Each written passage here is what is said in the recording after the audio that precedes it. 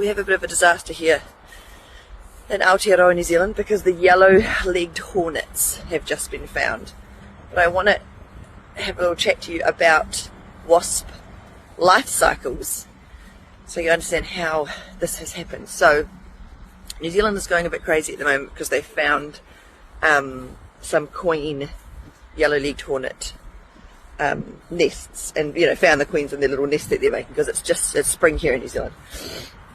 The problem with that is that it would be very, very rare and borderline impossible to suddenly just bring over 6 queens, just like that. So when we give incursions into the country, it's usually just one incursion, and if it's a female, then you're in trouble.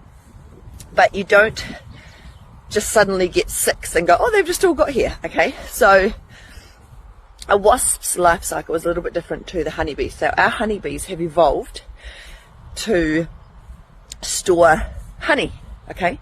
And the reason they store honey is so that they can, as a collective eusocial society, all together in their colony, cuddle together and survive through the winter, because they have all of that delicious honey to, survive and eat on and get through the winter time. Our wasps don't do that, okay? Our wasps and our hornets, even our bumblebees, they don't do that, okay? So at the end of autumn, when all of the food is all running out, they suddenly go, eek, it's cold, we're about to die. So they put all the effort into making new queens for the new season. They make lots of new queens. Each nest makes lots of new queens. They then go out and mate. They then hibernate, okay? So they do not survive through the autumn, the autumn and the winter. All of the workers die off, and all of those new queens, those newly mated queens, hibernate, okay? And then in the spring, those new girls, those new queens who are already mated, are ready to go, they pop out in the spring and each start building their own nest. That's what we've just found in New Zealand. We've just found 6. Okay, those are the only ones that we've found. So we've just found 6 of them, which tells me that there was probably a nest already, at least one nest, last year, and then they've made all of the new queens to start the new year. Now, I don't know how that original queen came in. Obviously, I'm assuming an accidental, incursion, and that's what happens.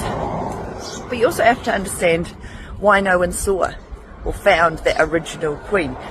Most people in the world, and I really do mean most, have no idea between different insects, let alone, I know many people often can't tell the difference between a wasp and a bee.